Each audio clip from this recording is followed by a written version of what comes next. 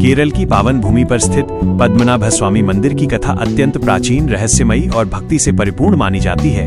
कहा जाता है कि बहुत समय पहले इस क्षेत्र को अनंत वन कहा जाता था, जहां घने वन, शांत वातावरण और तपस्वियों की साधना से धरती पवित्र हो चुकी थी। इसी वन में दिवाकर मुनि नामक एक महान ऋषि रहते थे, जो भगवान विष्णु के अनन्य भक्त थे।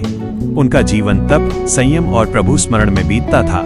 वे निरंतर भगवान से यही प्रार्थना करते थे कि उन्हें साक्षात दर्शन का सौभाग्य प्राप्त हो। एक दिन भगवान विष्णु एक छोटे बालक के रूप में मुनि के आश्रम के पास प्रकट हुए। बालक अत्यंत सुंदर, तेजस्वी और चंचल था। उसने मुनि के आश्रम में प्रवेश किया और वहां रखी पूजा सामग्री से खेलने लगा। मुनि ध्यान में लीन थे, परंतु जब उन्होंने देखा कि बालक पूजा की वस्तुओं को अस्त व्यस्त कर रहा है, तो वे क्षणिक क्रोध में उसे डांट बैठे। उसी क्षण वह बालक मुस्कुराया और अंतर्धान हो गया। तभी मुनि को अपनी भूल का ज्ञान हुआ कि ये कोई साधारण बालक नहीं, बल्कि स्वयं भगवान विष्णु थे। वे गहरे पश्चाताप में डूब गए और विलाप करने लगे। अपने अपराध का प्रायश्चित करने के लिए दिवाकर मुनि ने कठोर तपस्या आरंभ की। उन्होंने अन्न जल का त्याग किया और केवल भगवान का ध्यान करते रहे। उनकी भक्ति और पश्चाताप से प्रसन्न होकर भगवान विष्णु ने पुनः उन्हें दर्शन देने का निश्चय किया। इस बार भगवान ने मुनि को संकेत दिया कि वे अनंत शेषनाग पर शयन करते हुए अनंतवन क्षेत्र में प्रकट होंगे। मुनि उस स्थान की खोज में निकल पड़े और अंततः उन्हें वो दिव्य दृश्य दिखाई दिया, जहां भगवान विष्णु योग निद्रा में अनंत शेष पर विराजमान थे। भगवान का स्वरूप इतना विराट था कि मुनि एक साथ पूर्ण दर्शन नहीं कर सके। इसलिए भगवान ने 3 भागों में दर्शन दिए।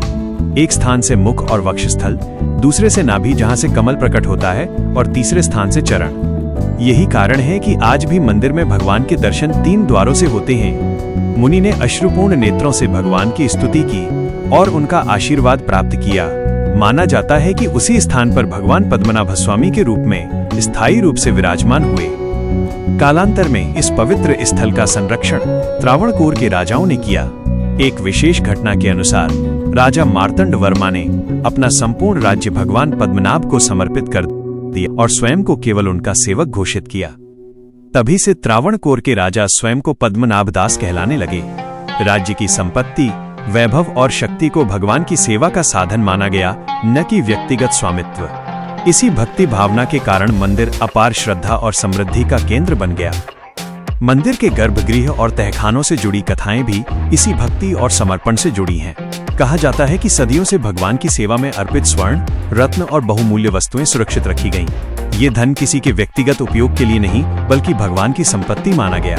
कुछ कक्ष आज भी बंद हैं, जिन्हें खोलने से पहले परंपरा, आस्था और दिव्य नियमों का पालन अनिवार्य माना जाता है। इससे मंदिर का रहस्य और भी गहरा हो गया है।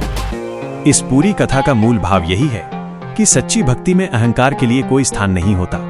भगवान अपने भक्त की एक छोटी भूल से भी शिक्षा देते हैं और उसके पश्चाताप व समर्पण से प्रसन्न होकर उसे अनंत कृपा प्रदान करते हैं। पद्मनाभ स्वामी मंदिर की घटनाएं ये संदेश देती हैं कि ईश्वर केवल पूजा से नहीं, बल्कि विनम्रता, सेवा और त्याग से प्राप्त होते हैं।